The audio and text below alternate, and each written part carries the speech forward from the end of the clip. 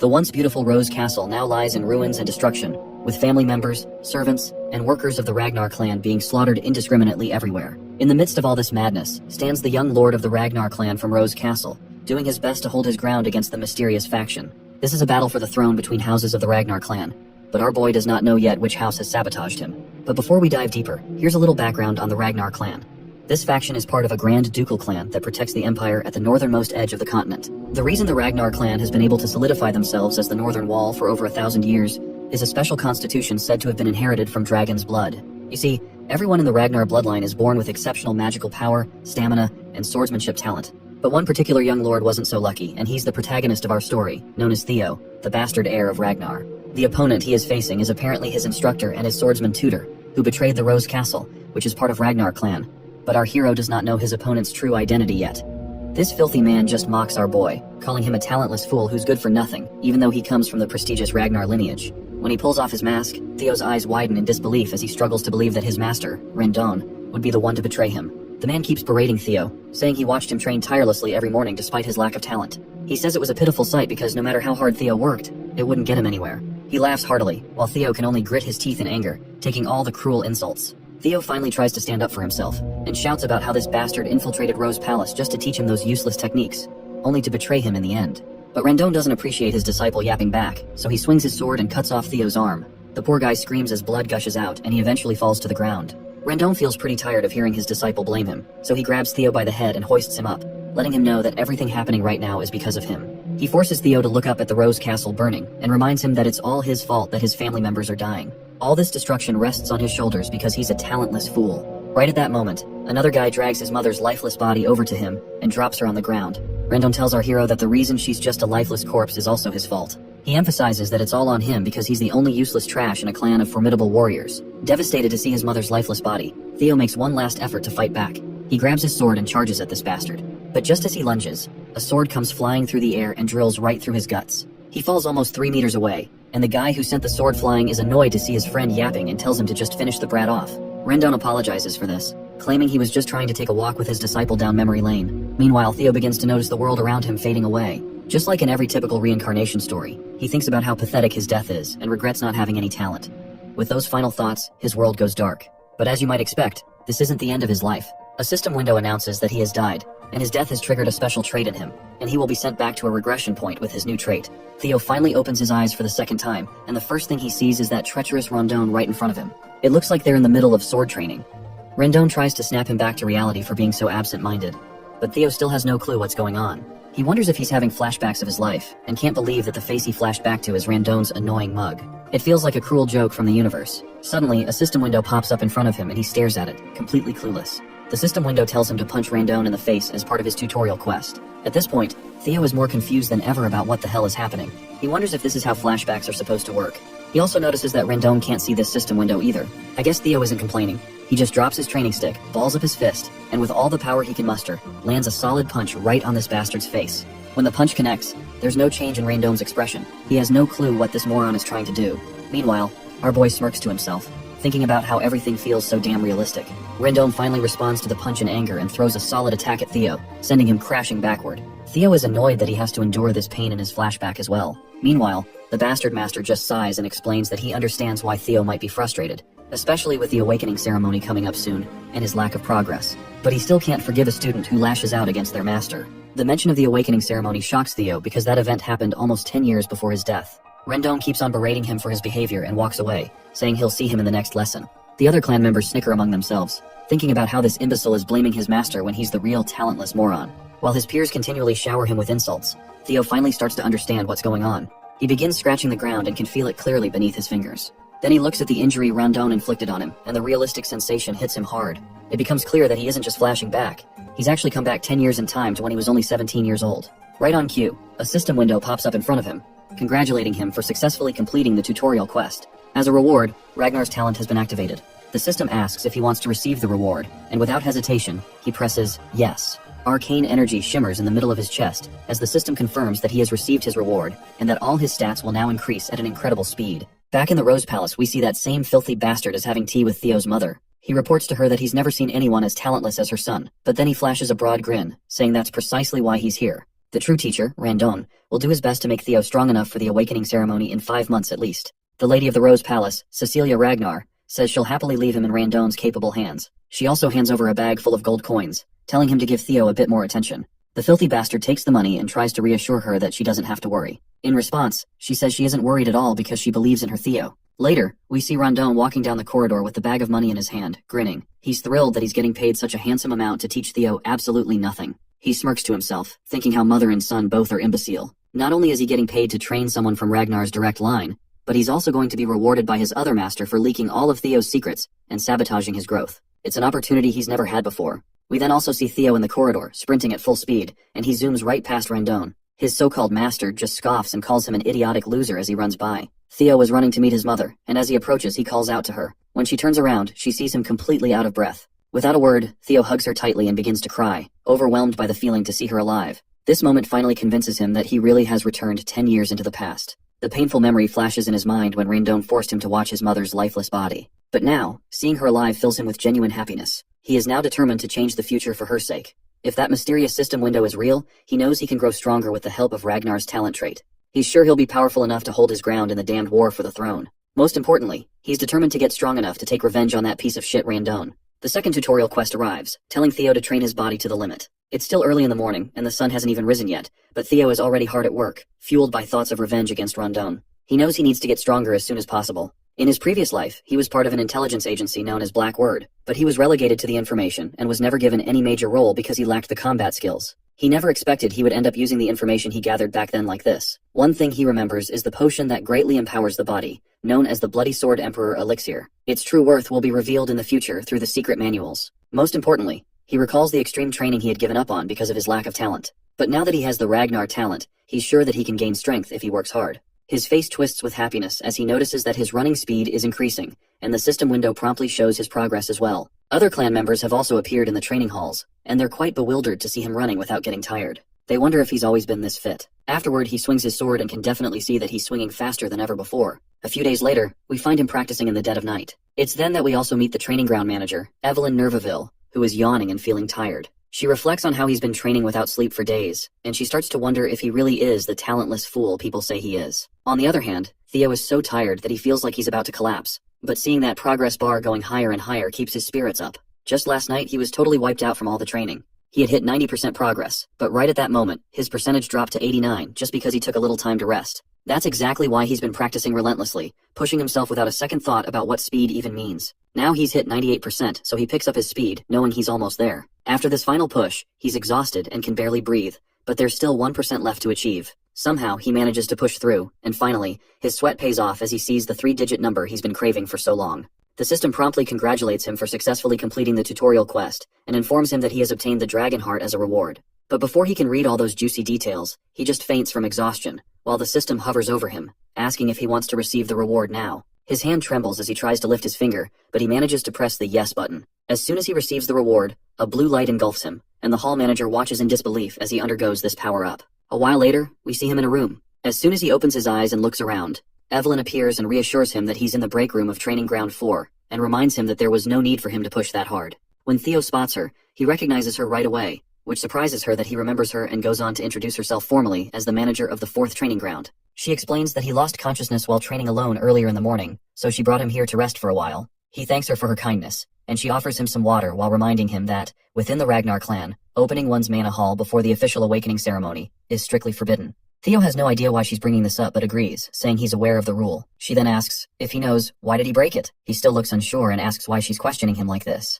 That's when she reminds him that right when he lost consciousness, there was a mana wave that perfectly matched the opening of a mana hall. With a menacing look, she demands to know if he opened his mana hall. Theo is completely clueless about what she's talking about, but then he finally remembers the incident that took place before he passed out. As we know, he received the Dragon Heart as a reward, and as a bonus for clearing the quest early, he also gained the magic power of 10 of his past lives. When he recalls this, he's at a total loss for words, because getting a Dragon Heart is no walk in the park. You see, a Dragon Heart is special because a mana hall can be placed within it. Placing a mana hall in the heart allows it to operate more efficiently. However, humans, unlike dragons, typically place their mana halls in the lower abdomen because the human heart can't handle that kind of power. That's why every warrior, especially those in the Ragnar clan, longs for a Dragon Heart, and it's the quickest way to become overwhelmingly powerful without placing the mana hall into the abdomen. However, humans have never been able to overcome the natural limitations of their heart. But now, with the dragon heart given to Theo as a quest reward, he's in an awkward situation. The rewards are incredible, but it's clear that this has put him in a tricky spot. On top of that, he is sitting before Evelyn Neville, a high-ranking swordswoman, who is now retired after losing her left arm and has become the manager of the training grounds. Evelyn was the commanding officer of the White Armored Dragon Cavalry, and her skills were so remarkable that even the Demon Dragon revered her. Known for her fierce principles, she was not the type to care about status or strength. She could not tolerate dishonesty or cowardice. At one point, when she found him inflexible, she relinquished her position as his direct master. In other words, if she discovers his dragon heart and mana hall, he could very well lose his head. But he smiles because he has a plan in mind. As long as he doesn't get caught, there's nothing to worry about. He makes a sassy comeback to her accusations, asking how she can talk about executing him just based on her gut feeling. He asks if she can handle the consequences of her words. The girl falls silent, unable to counter his question. Theo further tries to demoralize her by reminding her that he is also an heir of the Ragnar clan. If they find out that the suspicions against him are baseless and false, it could be seen as defiling the Ragnar name. She agrees, acknowledging that these are the rules. With a menacing look on his face, he asks her if she knows what the punishment is for humiliating an heir. She confidently replies that it's execution. He is glad that she understands, and tells her to think before she speaks. The lady is blown away to see this new side of him and wonders if this is the same person she knew. In any case, she's sure that what she saw was definitely a mana wave, so she decides to investigate further. Even if he is of Ragnar's bloodline, rules are rules, and she intends to hold him accountable. However, she soon realizes that he actually doesn't have a mana hall. Her expression quickly falls as she understands she might have been wrong. Theo just feels cocky and asks her if she's satisfied now. According to the rules, she sits down at his feet and, without a shred of hesitation, tells him to just execute her, claiming she will pay for her sins with her lowly life. As she bows her head lower and lower, he reveals to us that dragon hearts are different from ordinary mana halls. The existence of a dragon heart is essentially a mana hall that can be controlled freely by its user. In other words, he can hide his mana at will. Plus, the fact that humans can also possess a dragon heart will only be discovered a few years later, so Theo is confident that no one can accuse him of having one. Instead of executing her, he places a reassuring hand on her back and tells her there's no need for that. He walks away, saying she did her job, and that not many would risk their lives to demand the truth from an heir, which he appreciates about her righteousness. But the truth is, Theo just doesn't want to kill her because she is one of the strongest. Keeping her alive would benefit him in the long run. He then explains that the restriction on opening mana halls before the awakening ceremony is meant to prevent overflow. He's glad to see her concerned about someone like him, who is a bastard of Ragnar. And with that, he leaves her sitting there quietly.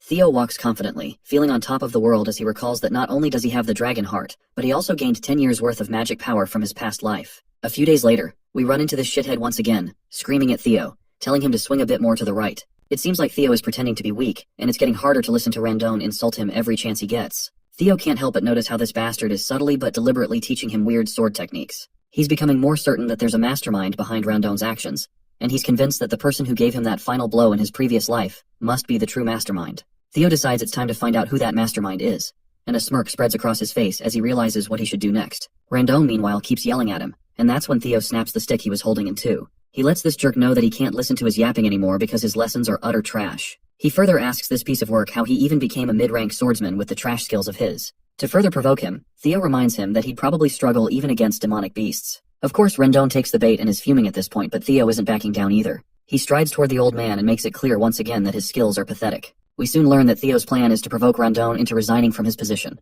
And if things go south with Randon, Theo is certain this bastard will contact his mastermind. The scene then transitions to Camellia Palace, where we see a man bursting into a pub with a big grin on his face. He calls out to someone named Axion and announces to everyone that the bastard of Ragnar is going to duel his master next week. The man in question, Axion, just sits there silently, unable to even lift his glass from the table. Meanwhile, the excited guy keeps going on about how Theo was blaming his instructor for his lack of talent, and is confident that Theo will be left disabled after the duel. Suddenly, the glass Axion was holding smashes into the loud guy's face, knocking him out cold with a single hit. The guy is seriously pissed off, and makes it clear that he doesn't care if some bastard ends up half-disabled. Of course he doesn't care. After all, he's just another Ragnar, specifically, the Four Hounds of the North, Dark Tiger Axion Ragnar. The man standing next to him is Remington Narcio, one of the Four Hounds of the North, Silver Lion. Just then, another guy makes his entrance, and this pissed-off man is Ed Troyven, the Nine-Dragon Sky Dragon. He looks particularly worried, and says that things might go wrong if they let their guard down. But Axion reassures him that this is only true for people with talent, so they don't need to worry about Theo, who is essentially a muddle-headed nobody.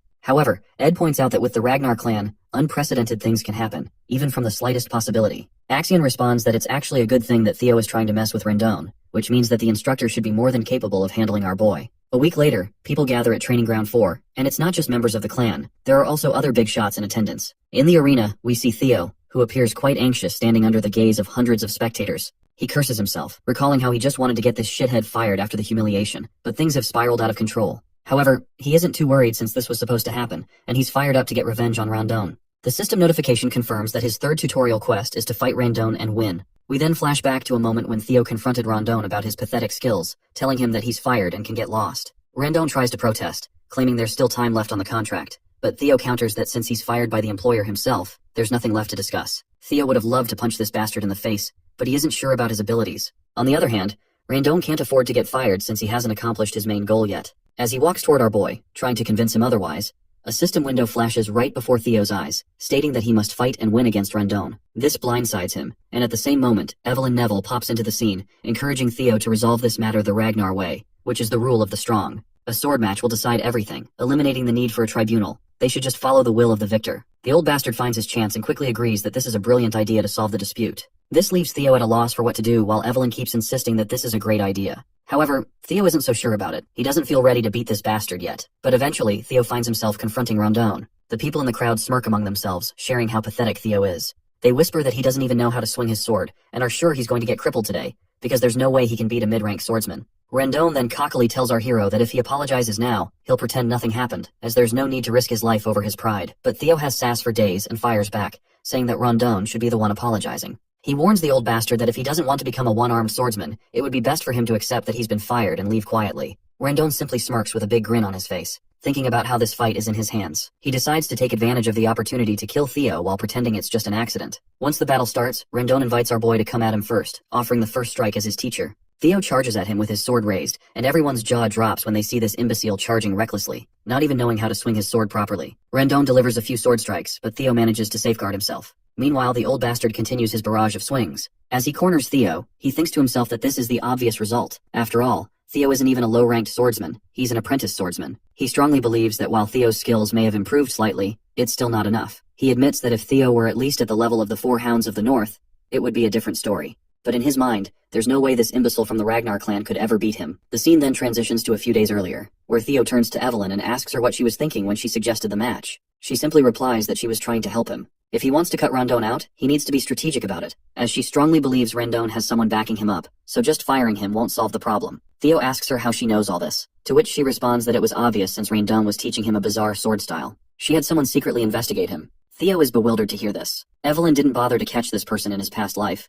but now she's making an effort to expose him just because he caught her interest due to the Mana Hall incident. She explains that her investigation revealed that all of Rondon's traces lead back to Camellia Palace. Well, this isn't surprising to Theo. He's more annoyed to realize that all of this is happening because of the miserable war for the throne. But then he quickly dispels his anger and annoyance, saying it's surprising she deduced this much. He explains that with his current skills, he's afraid he can't beat Rondon yet, so he asks her what she plans to do now. To this, Evelyn tells him that he can beat Rondon, and advises him to stop underestimating his own potential too much. Back in the fight, Rondon keeps throwing one blow after another, but Theo fends off all of these attacks as if they're no big deal. This is making Rondon wonder what happened to this brat, as he's clearly not the Theo Ragnar he knew. The tables have completely turned, and now it's Rondon who's struggling. Everyone in the crowd can feel the constipation of defeat. We also see this hoodie guy, Remington, and he is also shitting his pants in some corner of the seating area, though I'm not entirely sure if he is Remington. Meanwhile, Evelyn is having the time of her life watching the fight. For some reason, she's really proud of him. Then, the scene shifts to the past, and we find out that in just 1 week, she's the one who personally trained him. She admits it is technically against the rules for her to do so, but since Rondon is a jerk, he doesn't deserve to be a teacher anyway. This revelation puts a smirk on our boy's face. He's feeling a mix of excitement and arousal, convinced that having Evelyn in his debt was totally worth it after all. However, there's one thing he's concerned about. He wants to know what's her real reason for going so far to help him. He asks if it's because of what happened last time. She agrees that's true to some extent, but she also mentions there's someone she knows who would like him, because that guy is obsessed with collecting talent. Back in the present, the battle rages on, and Rondon is getting more desperate by the minute. He starts to wonder if this brat has been acting like an idiot and pretending to be weak on purpose all this time. In the middle of the fight, our boy asks him who's backing him, which makes the old bastard lash out, questioning what he means by that. But Theo reminds him that he already knows he was teaching him trash lessons on purpose. He finally gets blunt and asks if he's working with Camellia Palace. This revelation leaves the old coot stunned for a moment, and the old man's reaction confirms to Theo that it's true. With that cleared up, our guy swings his sword the very next moment, severing the old man's hand. The amputated hand flies through the air, leaving the crowd absolutely boggled. The wannabe teacher cries out in pain and starts cursing under his breath. Theo strides confidently toward this shithead, finally feeling like he's actually gotten stronger. He reminds this old bastard of the words he had said in his past life. It was his fault things had come to this because he had been a weak, talentless fool. With a menacing swing of his sword, Theo throws those same words in the old man's face, reminding him that he is the weakest one here. He tells the old man that given Ragnar's belief in the rule of the strong, someone as weak as him shouldn't have come here. Then, with one final swing, the sword comes down, and this fucker's head rolls across the ground, leaving the blood splattering everywhere. The system window pops up promptly, congratulating him for successfully completing Tutorial Quest 3. Not only did he win the fight, but he also exceeded the objective, so he's earned a bonus reward. The system asks if he wants to receive the reward now, and of course we already know what his choice is. Everyone in the crowd has finally sharted their pants. It's mind-boggling to witness an apprentice swordsman just slaughter a mid-tier swordsman like that. Meanwhile, our guy is feeling like this old bastard was ridiculously weak. He's actually embarrassed that he ever suffered at the hands of someone like that in his past life. But hey, things are definitely different this time around. The system then reveals that the ability known as Observation has been activated as a reward, and as an additional bonus, he's gained 1 year of magic power. That's when a man comes crashing down from the sky, slamming into the ground like a goddamn meteor. Before our boy can even react, this man shouts Theo's name as he grins widely. The man in question is none other than Julius Ragnar, the demon dragon and commander of the white armored dragon cavalry. Theo is absolutely stunned to see him. He can't believe it's really him and starts wondering how long he's been watching this whole time. Meanwhile, the crowd starts losing their minds, because this man is the commander of the white armored dragon cavalry, and everyone's freaking out, trying to figure out why someone of his rank is even here. I think this is the guy Evelyn was talking about, the one who likes collecting talent. We then see Evelyn herself, absolutely devastated and dejected that the commander has literally destroyed the flooring with his landing. On the other hand, Julius looks like a literal beast, and his terrifying appearance leaves Theo sweating and completely unsure of what to do next.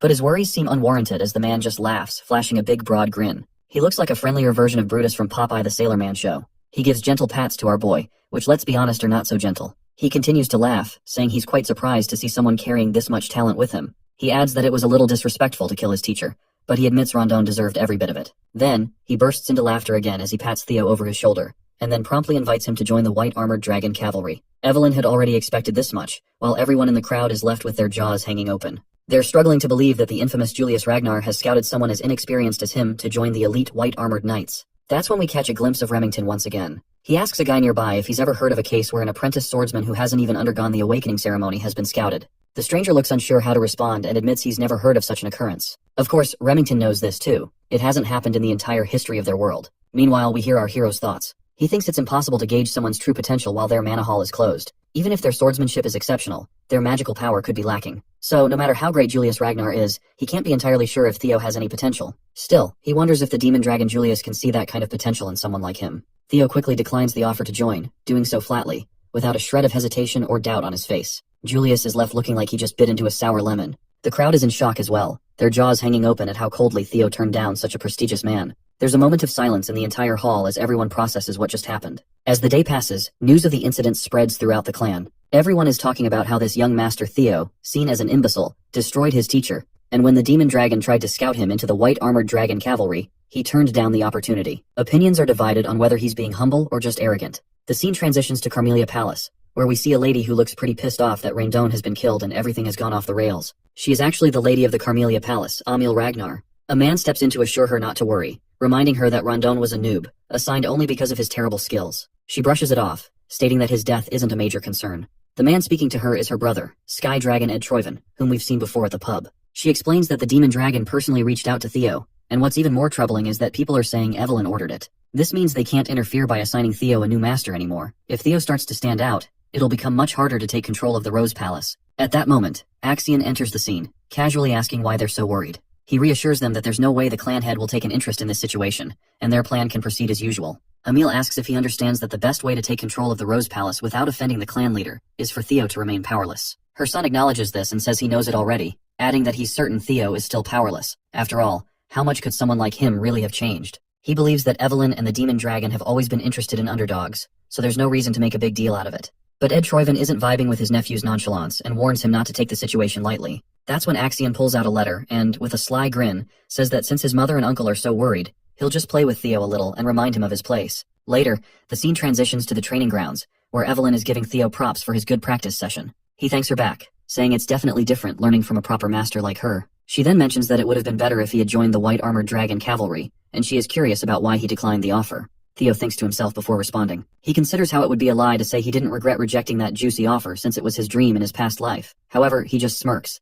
thinking that joining now would be detrimental for him. There's no reason to limit himself this early in the game. When he thinks about the privileges that will come with being at the top after the awakening ceremony, getting into the white armored dragon cavalry doesn't even compare. So he just smiles and says he didn't want to receive any special privileges and that he still feels he's not ready. He's satisfied just training with her for the awakening ceremony. Evelyn then reminds him that the commander will probably be disappointed after being rejected like that. At that moment, Theo decides to use his observation skill for the first time. He reads all of her stats, and without a doubt, she's a high-ranking swordswoman. He learns that she admires his humility and character, and she feels a sense of energy and purpose teaching him, which is something she hasn't felt in a long time. We also read that she misses the white-armored dragon cavalry. Theo is thrilled to realize just how useful this observation skill is. He then squints a little and notes the last line about Evelyn missing the white-armored dragon cavalry, which he finds quite surprising. That's when a guy enters the scene, introducing himself as Sybil Drea. He mentions that he's come from the Southern Inspection Post, and has something he needs to discuss with Theo. Theo finds this guy a bit intimidating, and isn't sure what this discussion is going to be about. He then decides to use his observation skill again, and he learns that Sybil possesses a strong longing to spar with him.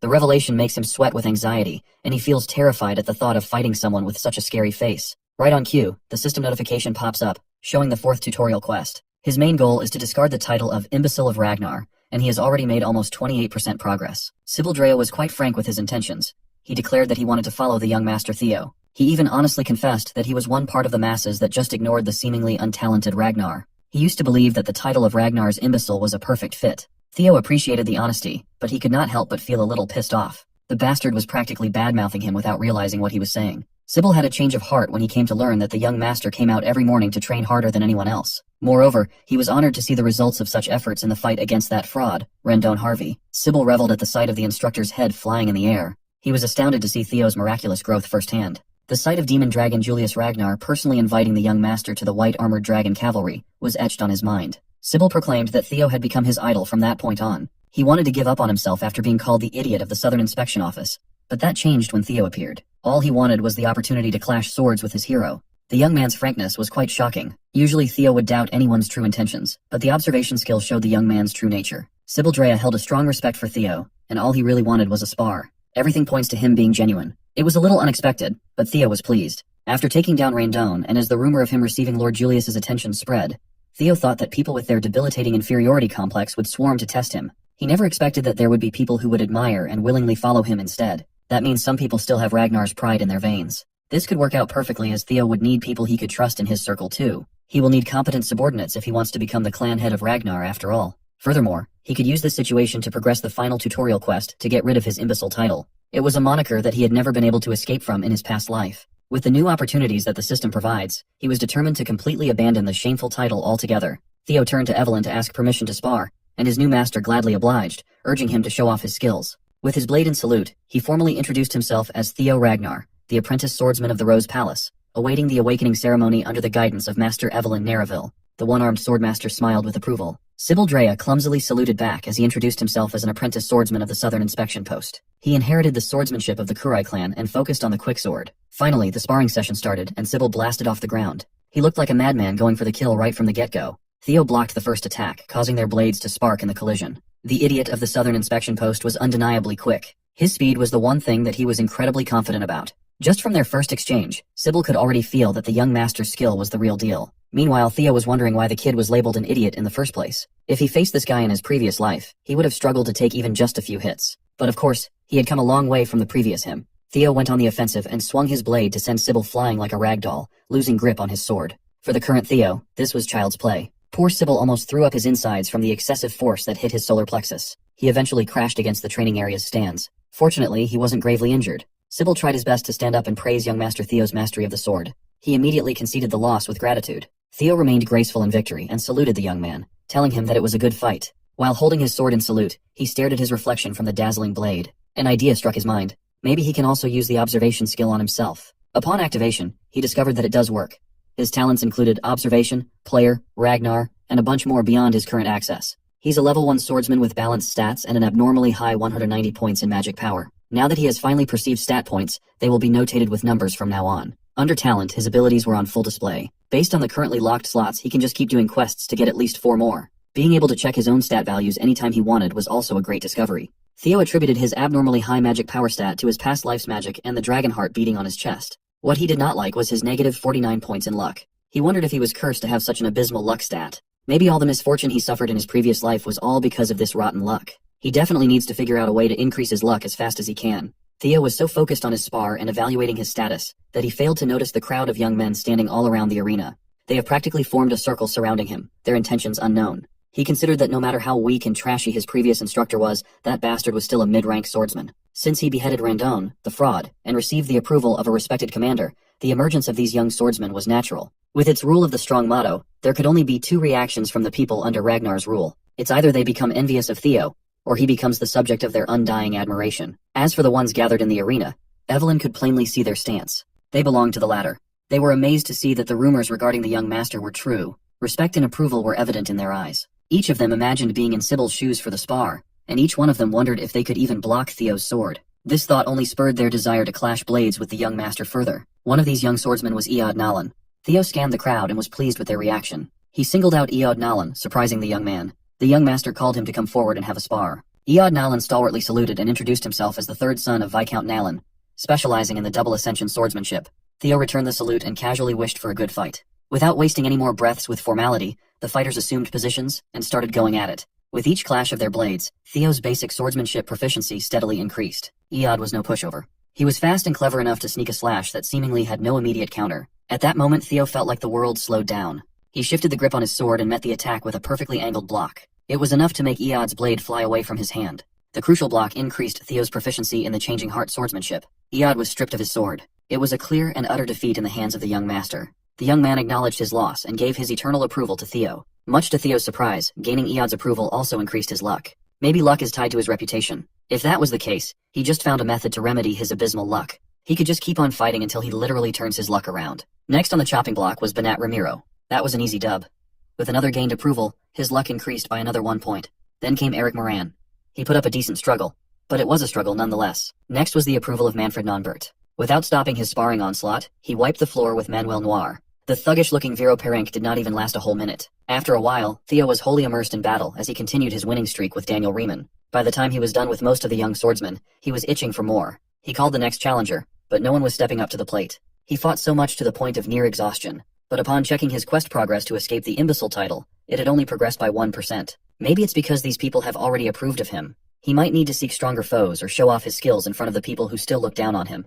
Either way, he's going to need something different. Suddenly, a man parted the crowd, telling Theo that he looked exhausted. He argued that he'll rest when the need arises, but right now, he can still fight. Since he claimed that he's still in shape to fight, the armored man dubbed as the Silver Lion, Remington Narcio, formally asked for a sparring match. Theo and the crowd of young swordsmen were not expecting so esteemed to show up. Remington's one of the 4 Hounds of the North, after all. The 4 Hounds of the North consisted of Hulkus Lanka, Ray Ragnar, Remington Narcio, and finally, Camellia Palace's very own Axion Ragnar. They hold the title of the 4 strongest people within the Awakening Ceremony generation under the Ragnar clan. Remington Narcio claimed to have come early to observe the swordsmanship of the young lord before the Awakening Ceremony. Saluting with a smile on his face, Remington thanked Theo for honoring his request. The Silver Lion is a talented sword genius with keen senses and an outstanding work ethic. Right now, he's just surprised at the appearance of an unexpected rival in the form of Theo. Theo Ragnar returned the salute with pride. This time, he introduced himself as the 31st son of the Great Guardian of the North, Kyle Ragnar. He never expected to meet, let alone spar with the sword genius Remington. He respected this man in his past life. When he stated that he was honored to be able to cross swords against the famed young deputy clan head of Narcio, he meant it. Immersed in the intoxicating vibe of fighting non-stop, Theo just wanted to show Remington his skills. Both of them are looking forward to a great fight. Theo watched as the Silver Lion's aura exploded to a terrifying degree, and he wondered if his current self could actually defeat Remington. Both fighters charged forward, their blades colliding and sparks flying. How strong could one of the 4 Hounds of the North be? Each one of their clashes shook the stage fiercely. Theo kept his eyes on the prize as shards of steel flew all over the arena. Remington smiled as he did the same. One of the fighters' swords was cleanly cut after sustaining quite a bit of wear and tear. Evelyn did not let her gaze wander as she watched closely. The young swordsmen who were defeated at the hands of Theo were speechless. In the middle of the deathly silent arena, the broken blade's clanging noise as it hit the ground reverberated. It was Theo's sword. In a single clash of sheer strength, Remington sliced his blade cleanly, stopping his attack inches away from lopping Theo's head off. To everyone who saw what happened, the result was clear. Young Master Theo lost. Sybil refused to believe that his idol would be trounced so quickly, but it was the obvious result. They resigned to the fact that no matter how much Theo had grown, it was still impossible for him to beat one of the 4 Hounds. They were the strongest of the current generation for a reason. Sybil argued that the fighting spirit Theo demonstrated was more than enough to admire. Much to every bystander's surprise, the White Lion suddenly declared that the duel was his loss. He respectfully saluted Theo. His form was impeccable as he humbly thanked the young lord for the duel. Remington asserted that Theo's sword was already worn out by the time they started, not to mention the fatigue he was feeling after multiple fights. Theo insisted that on a battlefield no one would offer such considerations, so he already accepted his defeat the moment he lost his blade. Remington returned with an understanding smile. The White Lion and the imbecile shook hands. A more profound respect for one another formed between the unlikely tandem. Remington genuinely hoped that they could have a proper duel in a more ideal setting next time. And Theo did too. Everyone watched in surprise as Theo was acknowledged by one of the four hounds, thinking that the young master really was built different. The duel with Remington raised his quest progress up to 35%, a massive jump, all things considered. Evelyn sighed in relief from the sidelines. This could not have ended more perfectly. Theo finally had a gauge of just how strong the hounds were, thanks to Remington's display of power. By obtaining talent and secret manuals through quests, Theo had become incomparably stronger than he was in the past. But he felt true power the moment he crossed blades with the White Lion. He was reminded that he's still greatly lacking in a lot of aspects. It was a shame that the duel fizzled out thanks to his current condition, but he still gained a lot from the brief exchange. His luck increased by 10, and his reputation has dramatically improved. As for the quest, he's still a long way from finishing it all at once, so he might have to actively look for other methods. He needs to set a stage to gain approval. Remington confessed that he did not come to this place for a simple duel. He actually wanted to extend an important letter to Theo. It was a formal invitation to the so-called Scaled Dragon Society. Just hearing the name of the Scaled Dragon Society made all the young swordsmen's blood rush to their heads. It's a high society group with an exhaustive selection process. Furthermore, Remington himself was inviting the young master. To be invited to the Scaled Dragon Society was an honor for any rising star. Theo modestly asked if it would really be okay for him to be admitted to the club.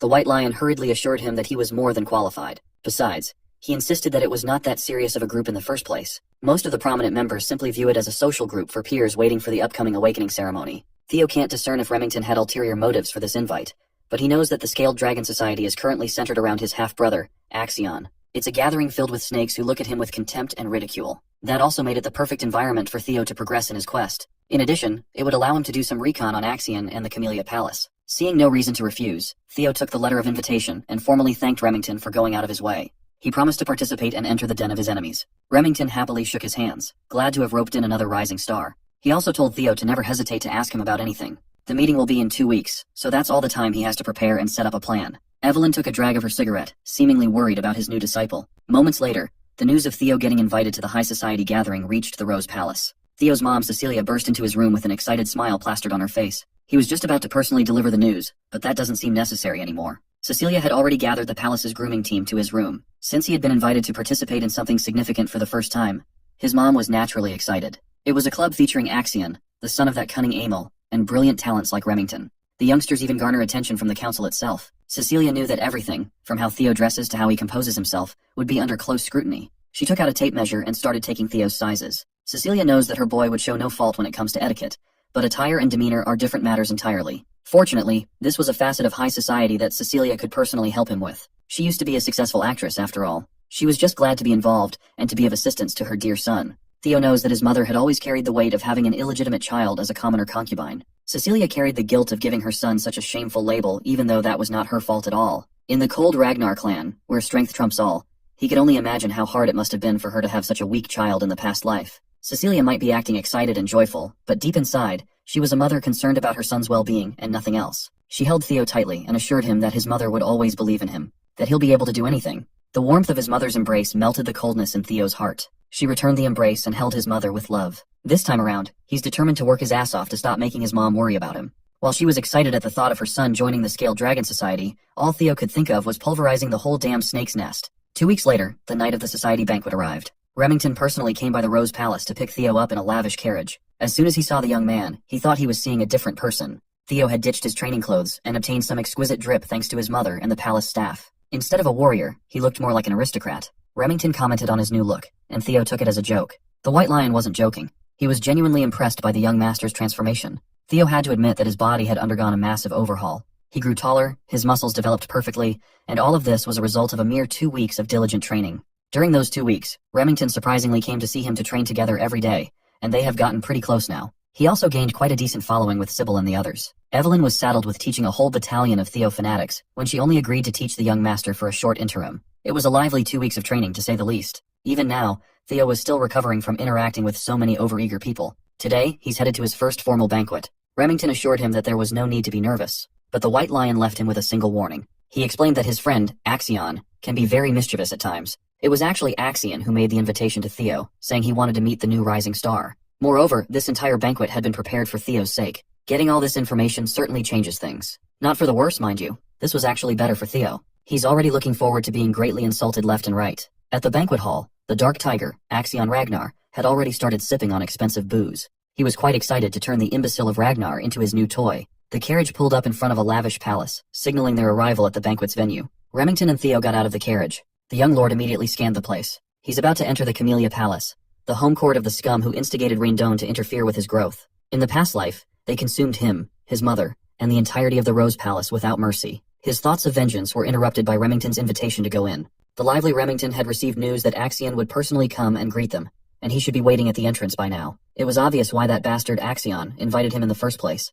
The fool must be thinking that since the imbecile of Ragnar is acting up, it's up to him to stop Theo's momentum. But the young master did not willingly come inside the snake's nest without a plan either. He will make Axion understand just who he's trying to mess with. As they got close to the palace, Theo stopped in his tracks as soon as he saw something in the corner of his eye. Up on the higher floor of Camellia Palace, the bizarre blue light of a system quest called to him. He was momentarily distracted by a possible quest inside the palace, so he didn't notice something rapidly descending in his position. Remington tried to save him from the unknown material, but it had already exploded with white smog before he could get close. Remington panicked and hurriedly called Theo. Thankfully he was fine. It was just a sack of white flour aimed at him and launched from up above. Remington was furious at the childish prank. Theo acknowledged that he would not have been able to dodge, and the outfit his mom painstakingly made would have been ruined if this was his previous life. He thought Remington was in on the stunt, but that doesn't seem to be the case. The White Lion was just confused and angry at the unexpected situation. Welcoming him with flour must be the best those dumbasses up top could think of. The ones stupid enough to think of something so immature must be those smug nobles watching from the windows. A familiar voice parted the nobles out of the way, and asserted that this was just a little greeting between friends.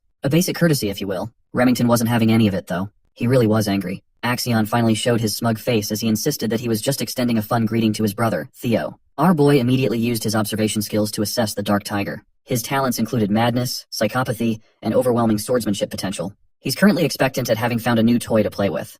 Theo smiled and said thanks, confusing his psychopathic brother. He continued that with how welcoming Axion was to him. He was naturally grateful, and he was very much looking forward to the party today. Axion's confusion quickly turned to elation.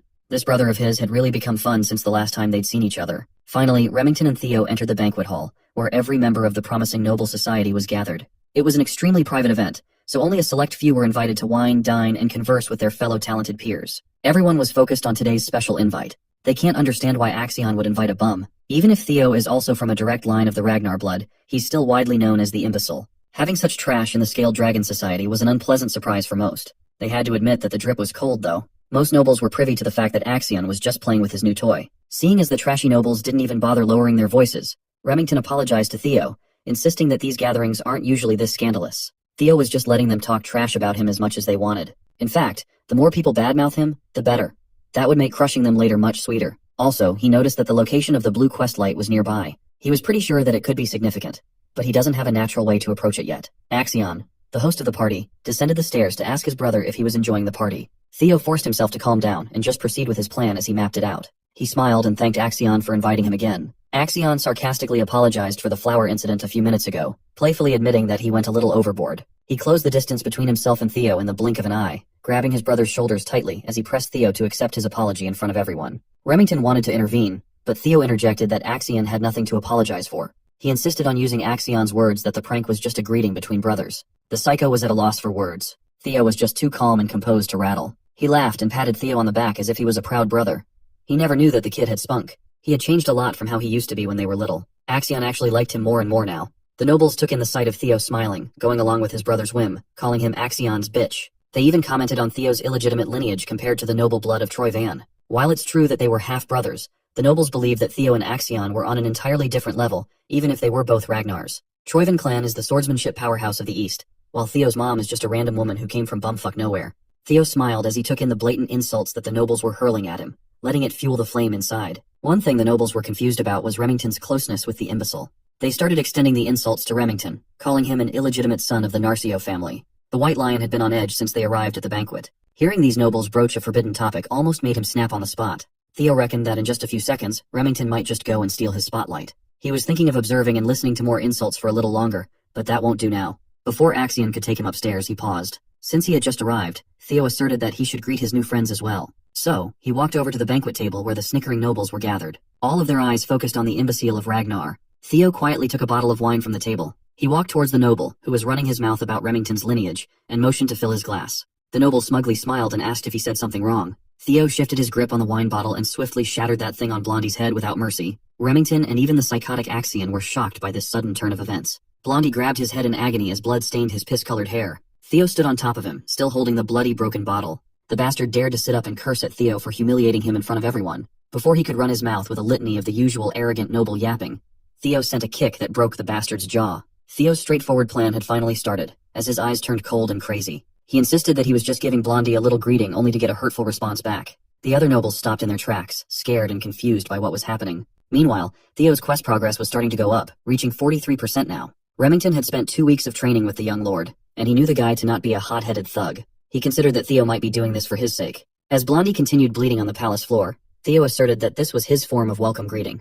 He stepped over Blondie's arm and situated the noble's limp body on top of a platform, while slowly applying pressure. Since he sent his hellos already, it's time to say goodbyes now. Blondie desperately shouted for him to wait and stop what he was about to do, to no avail. Theo stomped on the bastard's arm and completely shattered Blondie's bones, sending a horrifying cracking sound all over the banquet hall. The nobles who were running their mouths freely just a few minutes ago were stunned and tongue-tied at the ruthless display of punishment. That little breaking bone act raised Theo's quest progress to 58%. Blondie passed out from shock and agony, his drool staining the palace carpets. As Theo discarded the limp body like the trash that it was, he asked the crowd if anybody else wanted to say hello. His intimidating actions pushed the quest progress to 66%. Suddenly, knights that had been hiding from the shadows made their entrance and surrounded Theo from all sides. They drew their blades and focused on neutralizing the threat at hand. 4 blades surrounded Theo, trapping him in place. The knights wanted payback for the sin of hurting their young master. They asserted that the punishment for such vile actions must be death.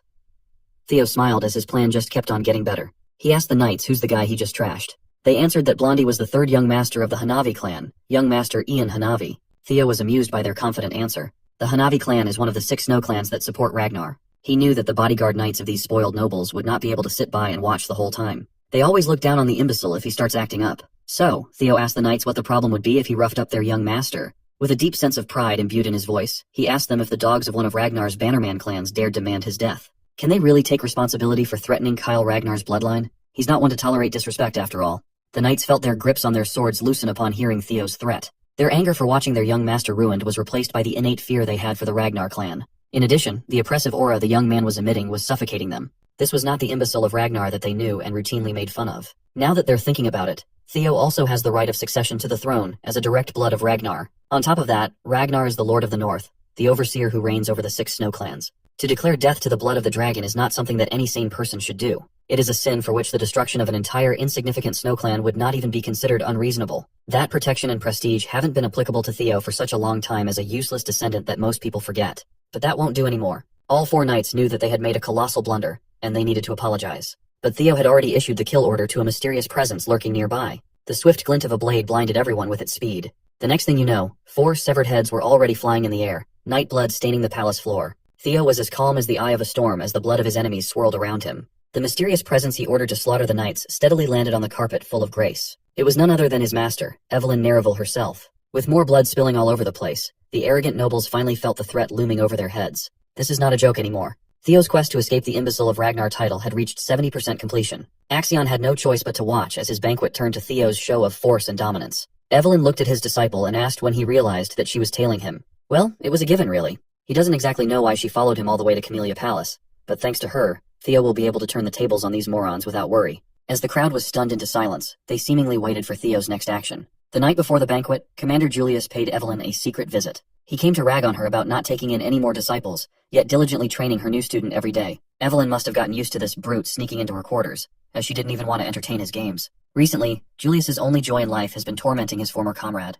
That includes raiding her expensive wine stash for his own enjoyment. Tonight, Commander Julius really wanted to hear just what Evelyn saw in the kid. She knew that taking the bottle away from the brute's hand was impossible now. Evelyn answered that Theo was simply beyond expectations. Considering his attitude about honing his craft and talent, he's truly among the best ones she has ever taught. Considering that even Axion passed through her hands, that's a bold claim. Evelyn did not mince her words. Considering Theo's potential, she could confidently say that he was beyond that of even young Master Axion. She sincerely insisted that she was not just speaking empty words. Well, Julius always trusted her eyes for talent. She had 2, while he only had 1 after all. Julius reckoned that a person cannot change so drastically overnight, so the most reasonable explanation for Theo's case was that the kid hid his strength all this time for some reason. Admittedly, it was odd to believe that someone would do that for such a long time, only to start suddenly showing it off now. As a trainer, Evelyn believes that being hasty in one's steps makes one bound to trip and fall. But what she saw in Theo was different. It seemed like he was being chased by something intangible, like he was pushing himself out of fear. That's also why she's worried about his attendance at the Scaled Dragon Society.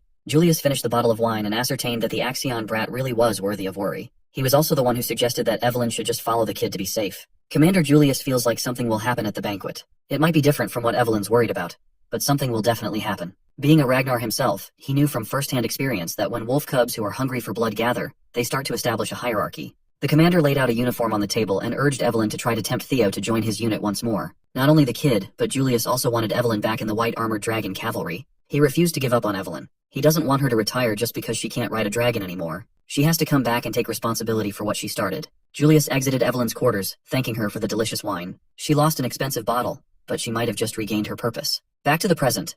Inside the Camellia Palace, Evelyn started piecing the events together. She reckoned that Theo must have noticed her following from behind, and orchestrated this situation on purpose. Maybe he joined the Scaled Dragon Society aiming for this scenario in the first place. Her worries didn't need to begin with. She wondered at what point did he notice her presence on the way to the palace. Theo actually sensed his master discreetly tailing him the moment he got in the carriage. With his dragon heart, he can unleash his energy perception of his surroundings, effectively acting as a sixth sense. Anyway, what matters now is that the change has been set for his revenge. Theo turned to Evelyn and explained that most nobles in the banquet hall have shown blatant disrespect to a successor candidate of the Ragnar clan. He asked what the punishment for such a horrid crime is. The guilty nobles almost fainted on the spot.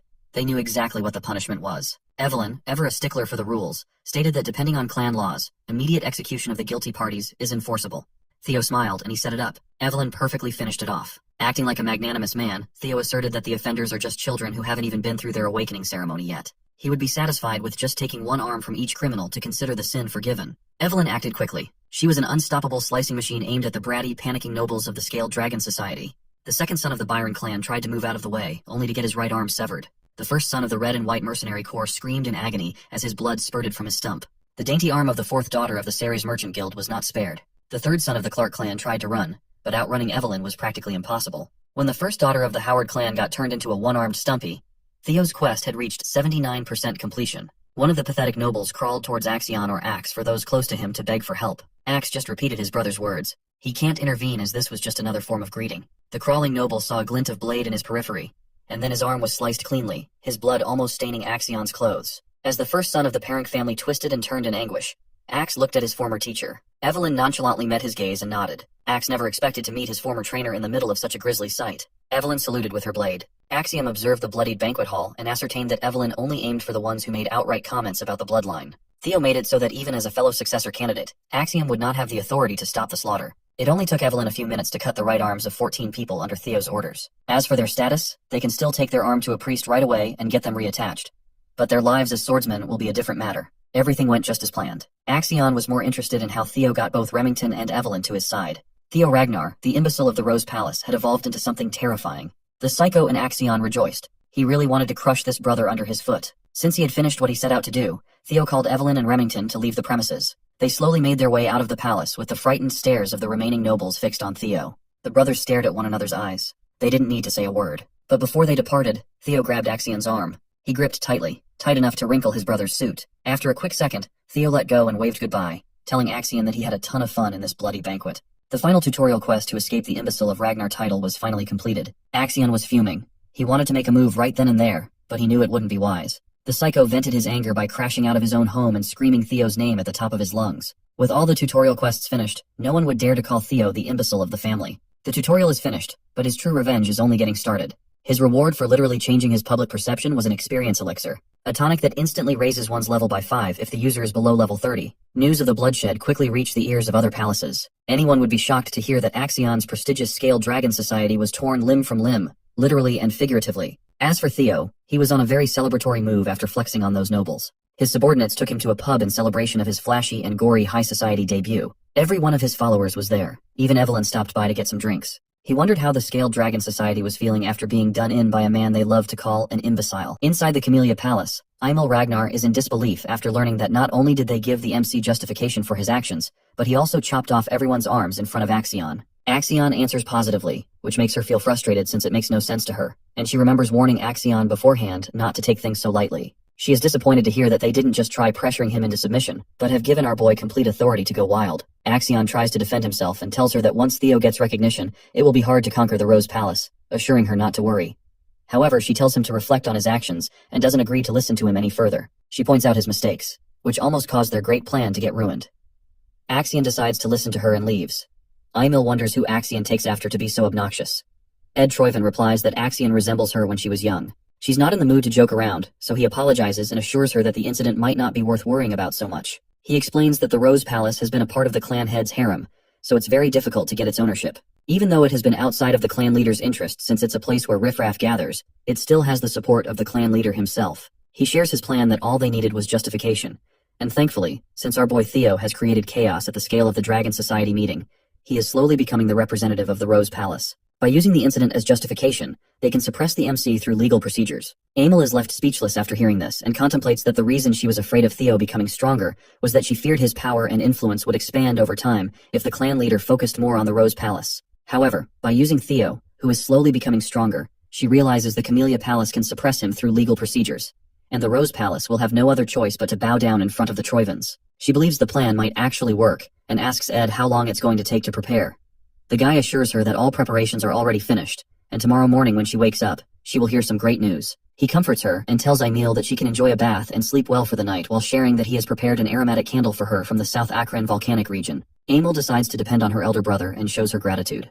Meanwhile, inside a tavern, Remington expresses how shocked he was, and says he didn't know Theo cared so much for him. Our boy doesn't understand what he's saying, and finds it funny to see him act drunk after drinking just orange juice. Remington says that despite enduring insults directed at himself, Theo didn't hesitate for even a second and stepped up for his friend as soon as Remington started getting insulted.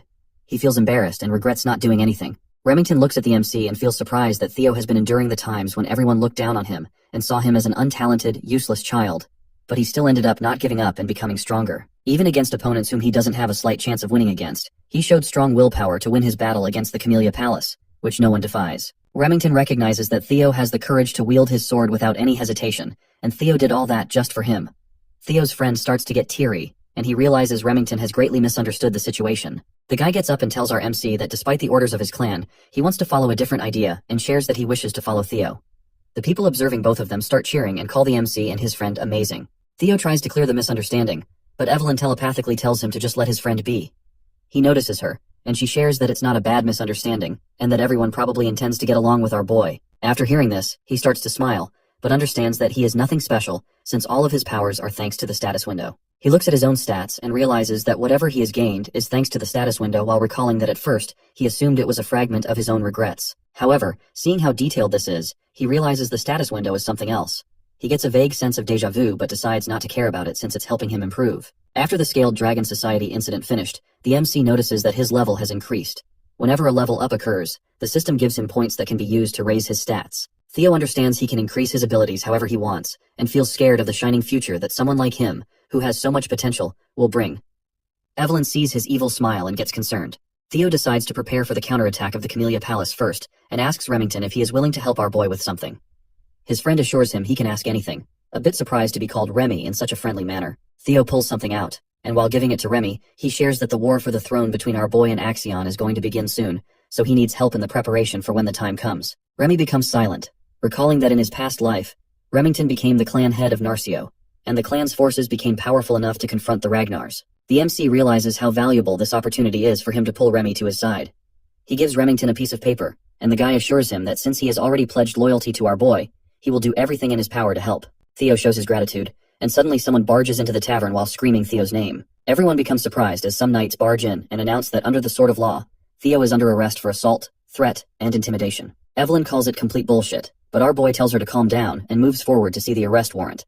He notices that it's real and that the ink hasn't even dried, which shows his enemies were in a rush. He decides to go without a fight, and they quickly handcuff our boy. As he is being taken away, he smiles at his friends since he trusts them to handle everything in his absence. Remington and Evelyn are in complete shock. Remy directs his focus towards the paper Theo gave him. The news of Theo getting arrested reaches the Rose Palace, and Theo's mother, Cecilia, becomes stunned to hear that her son is being taken to the tribunal and falls down on her knees in shock. Her servant becomes concerned, but she assures him that she's fine and questions why her son was taken away. He reveals that it's because of the Scaled Dragon Society, and her son is being accused of inciting a rebellion. She becomes surprised and questions if her son will be taken to trial. Her servant believes Theo won't easily get out of such a situation since he destroyed the Scaled Dragon Society. Cecilia was not expecting that her son being invited would lead to such a mess, but believes that her son will definitely be able to get through this, because that's the kind of kid he is. Cecilia wishes he comes back safely. Meanwhile, inside a carriage, as the MC is being taken away to the tribunal, they reach their destination, and he remembers it's been a while since he saw this place. Since Theo completely obliterated the Scaled Dragon Society, he understands that he won't get a simple punishment, and will probably have to face trial because of his actions. He understands that since he's the successor of Ragnar, they will question his qualifications as a successor. The knights order him to get off, and as he walks, he realizes his enemies want to crush him completely, but smiles because everything is going exactly as he planned. The knights announce that the prisoner, Theo, has been escorted, and they get permission to bring him inside. The MC thinks that if he wants to take out what he has prepared so far, he wants to do it on a stage of such magnitude. He stands before some amazing figures and becomes a bit anxious seeing all of them gathered in one room. He sees the demon dragon captain of the white armored dragon cavalry, Julius Ragnar, and 4 of the 9 dragons who protect Ragnar, Sky Dragon Ed Troyven. The MC admits that he would have been extremely overwhelmed in his previous life, as he notices that the sword dragon lady of the Plum Blossom Palace, Osa Ragnar, and the elder dragon head counselor, Wolfgang Ragnar, are also gathered. Wolfgang sees our boy, and the MC remembers that it has been a while.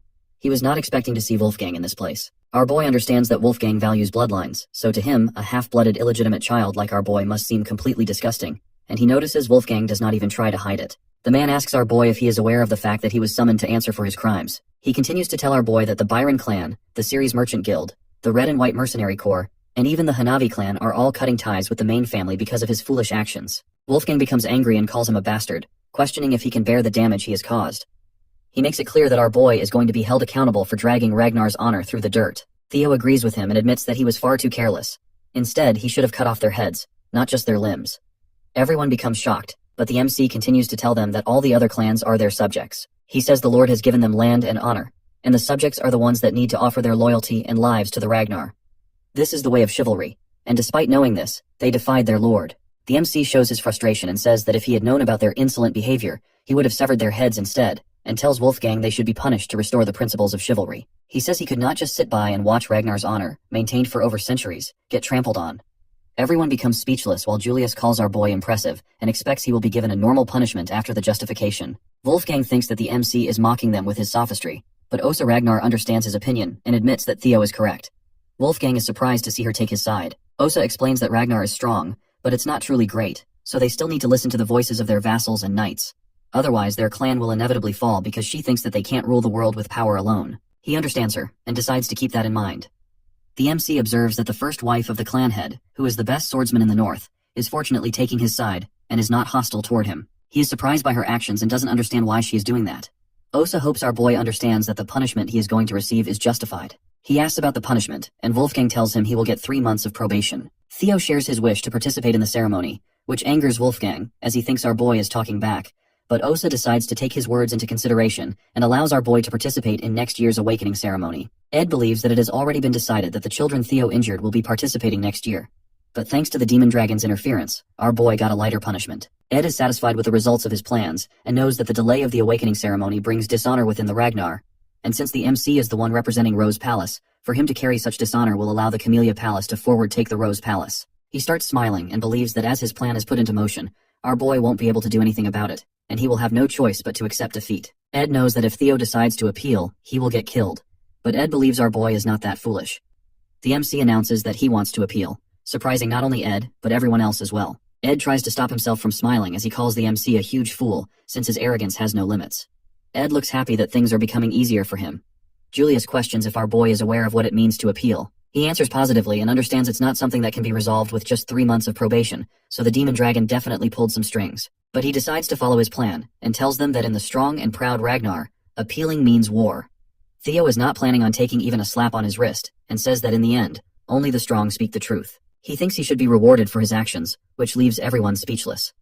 Meanwhile, at the hidden northern branch of the Ceres Merchant Guild, as everything is engulfed in flames, Evelyn fights off the last guy left. Remington realizes this is where they were hiding, just as the MC said. Remy and Evelyn find something after destroying the place. At the trial, Ed's eyes light up with joy as he sees the Troyven Camellia Palace is now finished. As the MC stands before all the important figures, Wolfgang questions if he wants to take an issue that can be easily resolved if he waits 3 months into a war. Wolfgang calls it arrogance and questions if our boy is confident he can face the forces of 15 clans alone. Theo says that this is something he needs to handle. Since, in their case, the difference in power is huge, he thinks appeals through proxy battles are a normal thing. The MC understands that appealing means deciding the winner and the loser through a battle. However, if the war is completely impossible to win because of the sheer difference in power, each force is allowed to send a representative, and the winner gets decided after a 1v1 sword battle. This is how a proxy battle goes, which means our boy will represent himself. While there is a high chance that the representative of the plaintiff is going to be Axion, Julius understands that if this goes on, it is guaranteed that the MC will lose. He questions if Theo has a plan in mind, and thinks that if our boy believes someone will step up to be his representative, he will be disappointed. Theo requests to have a proxy battle in a week, just as the rules say. Ed thinks he can see through our boy's plan and understands that he is planning on having Julius or Evelyn as his representative. But no one is going to agree with him, so he will have to fight personally. Ed decides to send Axion as his representative to make the MC understand his place by finishing him off. Ed decides to announce his representative, but suddenly all of them hear someone and become completely speechless. Someone walks in and praises Theo's clever plans as he observes that our boy has changed a lot since he last saw him. He is the clan head, Kyle Ragnar. As soon as he enters the trial room, everyone bows down to show their respects, and the MC also gets on his knees and greets the incarnation of the great dragon god. Suddenly, the system window opens up, telling him to complete a new quest to take over the Camellia Palace and uncover its hidden secrets. He notices it's his first quest after the tutorial and questions if this is related to the blue light he saw earlier. The MC realizes he completely forgot about it because of what's been happening lately, and remembers that there was something there. He stops contemplating and decides to focus on the present as he faces his father. He needs to take care of the situation first since the king himself appeared, which is an insane variable that can jeopardize his plan. The MC asks the reason his father is here.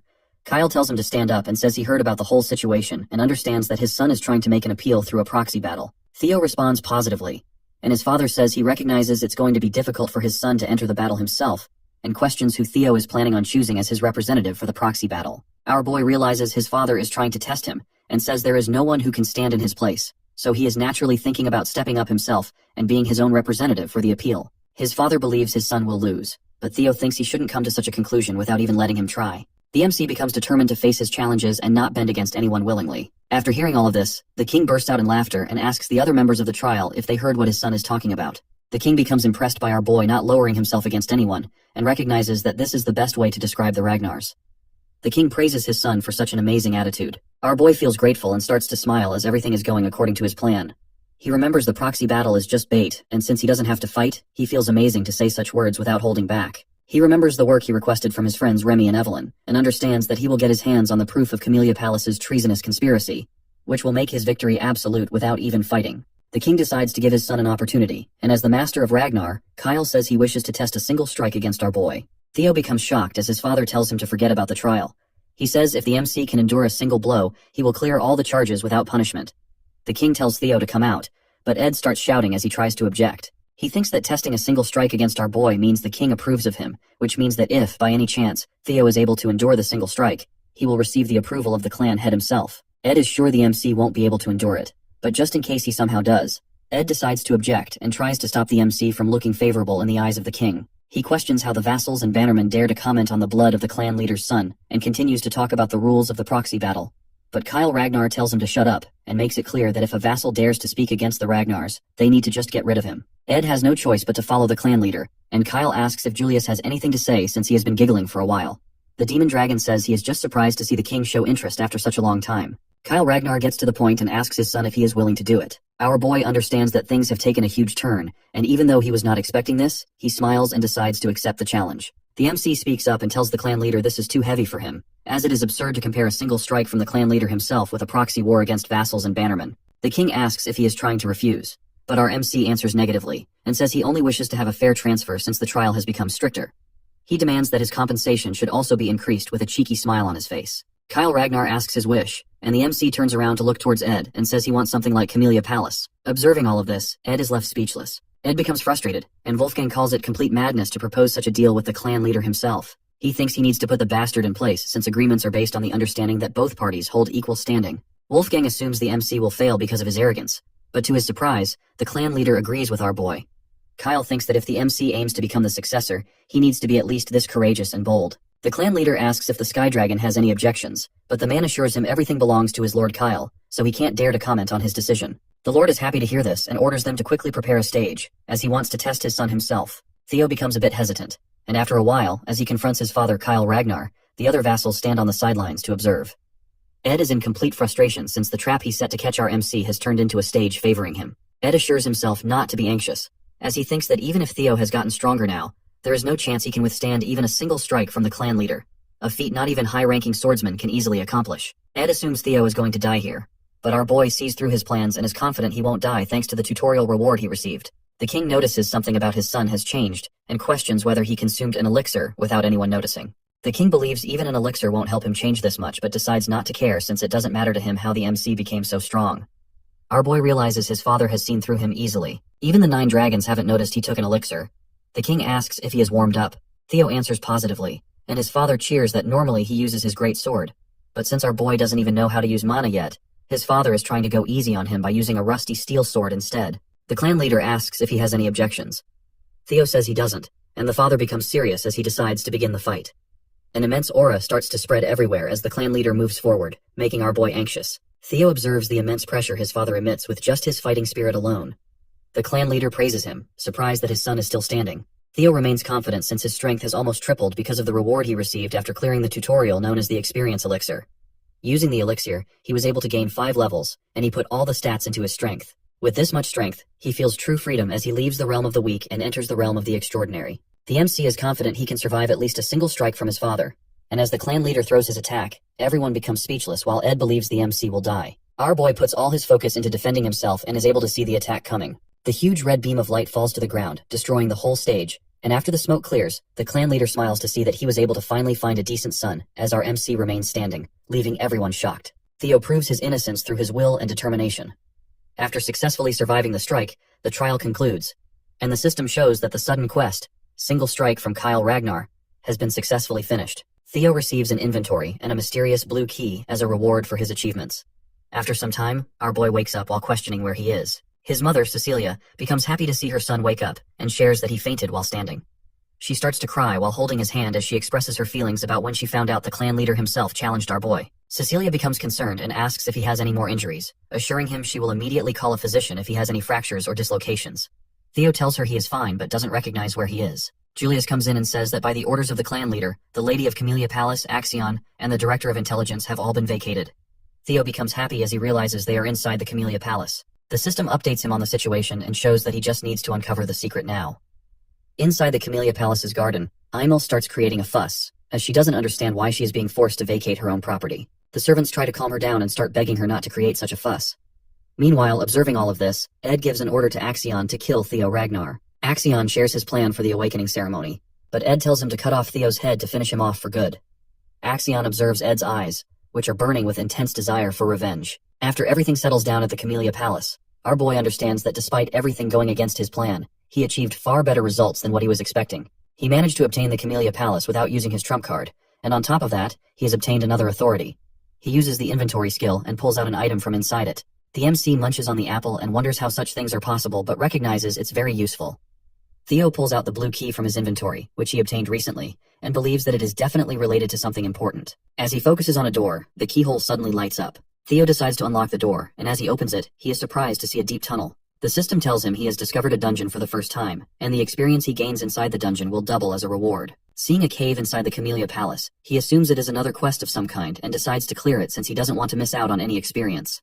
Before he enters, he remembers he shouldn't go inside the dungeon and prepares. After a while, he comes back with his inventory filled with weapons and decides to check the dungeon.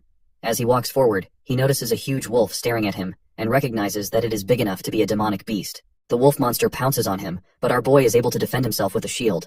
He notices the wolf is very strong but quickly pushes it back, determined not to lose in a battle of strength. As he confronts the wolf, it charges toward him while screaming. He quickly slashes the wolf with his sword but fails to injure it and realizes its hide is too thick and the wolf is fast, meaning he won't be able to win against it with half-hearted attacks. The MC recognizes it's no ordinary wolf and might even be as strong as a demonic beast. He admits it won't be easy to defeat the wolf, and suddenly the monster tries to use its claws as it charges toward him. He wishes he could replicate the ray of light he observed when facing his father's single strike. He calls it amazing and tries to use the pure white arc on the wolf, but fails to copy his father's move, accepting that it's not going to be this easy. A single strike is an easier way to label a strike that brings certain death. He finally understands that the key to mimicking his father's attack is to put all his strength into a single sword strike. He leaves his shield and thinks about improving his sword skills and the secret sword arts that rely on his speed, taught by Evelyn, as he charges toward the wolf and stabs its eye. The monster starts screaming and takes a step back. Our boy realizes his plan is working and attacks the wolf once again, believing he'll win. 2 months later, at the training ground, Eod observes that the number of people is increasing. Sybil agrees with him and thinks they need to change the training grounds.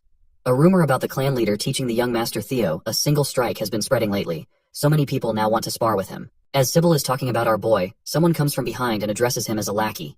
It is Henry Morris from Plum Blossom Palace. He questions when the incredible young master of theirs is coming, as it has been 2 months already. Morris is disappointed and says he assumed the young master never missed a day of training. He calls the MC a coward and thinks he ran away after a fake story of his spread too far. Sybil becomes angry, but Henry doesn't stop and thinks the whole rumor might be a total lie since there were no witnesses. He assumes our boy exaggerated it. Henry assumes the scared dragon society being destroyed must also be fake news. But Sybil's patience runs out, and he punches Henry with all his might, completely destroying his face. Another guy from the Plum Palace becomes angry and insults Sybil, calling him a dropout, but everyone in the training ground starts glaring at him. Sybil calls him a shit-face while making it clear that no one can compare to their young master. Eod is surprised to see his friend call someone ugly with such a face. Sybil shares that he was already annoyed to see the guys from Plum Palace who kept coming here to cause trouble, and makes it clear he won't let anyone disrespect their young master Theo. Sybil and his comrades pull out their swords and declare war on the guys from Plum Palace. They also become determined to put the dropout losers in their place, but as they are about to fight, someone comes between them and freezes all of their weapons instantly. Everyone is surprised, and Sybil recognizes it is Ray Ragnar from the Four Hounds. Someone also joins in on the fun and starts laughing. It is Hulkus Lanka of the Four Hounds. Sybil is surprised to see two members of the Four Hounds suddenly appear, and Hulkus notices someone is missing. Hulkus asks one of the Plum Palace guys where the Luster Tiger is, which confuses him. Hulkus becomes fired up and questions if everyone is deaf, as he is asking for the master of the training ground. Hulkus announces that he is here to challenge our MC, Theo Ragnar. Meanwhile, inside the dungeon, the MC reaches his limits, and his sword shatters as well. The system notifies him that he has leveled up. Suddenly, multiple system windows start to pop up, showing that his stats are increasing, and he has hunted 170 demonic beasts. Our boy sits on the corpses of the monsters he has defeated, and the system shows that only one monster is now left. Theo drinks a healing potion to restore his strength and remembers that he almost died multiple times, but the healing potion always saved him. At first, it was difficult for him to defeat the monsters, but as he leveled up, things became easier. He is still surprised to see how fast time flew by. He has already spent 2 months inside the dungeon. The system shows him that only one demonic beast is left. He realizes that it's definitely a boss monster as he notices some stairs. The MC starts walking forward and enters the 5th floor. He looks at his broken sword and realizes it won't be usable, so he decides to enable his inventory and pull out another one. He finds only one sword and realizes it's his last one. Our boy remembers he received this sword from his mother as a birthday present. The MC recalls his past life. He had a lot of friction with his mother leading up to the awakening ceremony, so he decided to toss the sword away in his room and let it go to waste. He observes the ceremonial sword and realizes it's a good one forged from white snow steel. Theo becomes silent as he remembers his past life. His mother barged into his room wishing him a happy birthday, and shared that she was waiting for midnight to shower him with gifts. But he became angry at her and told her he didn't want to waste his time on birthday presents as the ceremony was near. He was expecting better from his mother, and made it clear that no good equipment would ever change his bloodline. He remembers asking his mother to leave him alone, but decides he won't repeat any mistakes from his previous life. Our boy finds the boss room, and the system warns him to be cautious as a strong demonic beast is going to appear soon. Inside the boss room, Theo finds a dragon taking a nap. He becomes relieved to see that it's just a lesser drake. Theo starts to question why the final boss of the quest is draconic. The Ragnars are said to be the descendants of dragons. Our boy wonders if it is merely a coincidence but decides to focus on defeating the boss monster as he can't get out of the dungeon without it. The system shows him the quest scenario and the number of monsters remaining. She questions if he can actually win this battle since he is still facing a kind of dragon. The MC starts focusing and decides to use a single flash. He remembers practicing it a lot against the wolves he faced, and even though it might not be on the same level as his father's dragon flash, he charges toward the dragon, believing that if he utilizes his dragon heart to the maximum, he should be able to land a serious hit. He pierces his sword through the monster's eye and successfully wounds it as the monster starts screaming in pain. Suddenly, it attacks our boy with its tail, but he is able to dodge easily and becomes disappointed that his weak attack was not able to pierce through its brain. The drake starts screaming and gets ready to kill our boy, but he is able to see possibilities and confidently charges toward the drake, believing he might be able to win. The MC lands a few hits and decides to distract the monster first with normal attacks so he can look for its weak point. All of a sudden, the lesser drake starts screaming again, and fear begins to dominate the battlefield. Theo's body completely freezes because of fear, and despite being able to see an attack coming his way, he is unable to dodge but blocks it with his sword. He gets thrown away and hits the rock wall, realizing how strong the boss monster is. He admits he can't keep this up for too long and gets up to attack the huge monster coming his way, while hoping he can hit its weak points for a quick win. Our boy already knows a dragon's weak point is its reverse scales and jumps onto the lesser drake's body while dodging all attacks. He is able to pierce the reverse scales with his sword, and blood starts gushing out of the monster. He keeps hitting the spot as it starts screaming in pain. Our boy believes his plan worked, but the lesser drake doesn't fall down and surprises Theo. At the training grounds, Hulkus gets mad at Ray and makes it clear that he wants to fight the young master first. She calls him a loser and tells him to stay out of it, but he starts defending himself and says he lost 3 years ago. He has worked hard to improve his skills every day, so 3 years are more than enough to close the gap. Ray doesn't listen to any of his words and calls him a loser again, which makes Hulkus angrier.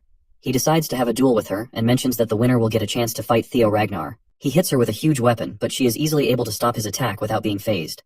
Sybil and Henry don't understand what's happening, but become scared seeing the four Hounds members fight. As they both move forward to attack, Remington appears between them, and tells them to go elsewhere since this is the domain of the young Master Theo.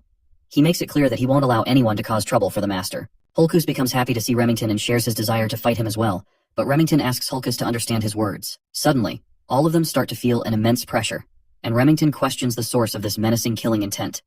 All of them look back to see the MC enter the training grounds. Remington is surprised to feel such overwhelming pressure and starts to wonder what happened during Theo's seclusion training. Ray and Hulkus become excited to see that the young Master Theo has finally arrived. Our MC dominates the whole training ground with the skill Lesser Drake Sphere. Earlier inside the dungeon, after the MC pierced through its reverse scales, the Lesser Drake finally died, and the system congratulated our boy on hunting it. As soon as he touched its reverse scales, the monster started going crazy. Our boy thought he would die, but the monster wore itself out after a few minutes since the scales were definitely its weak point. The system notified him that he had obtained the Lesser Drake's tooth and claw.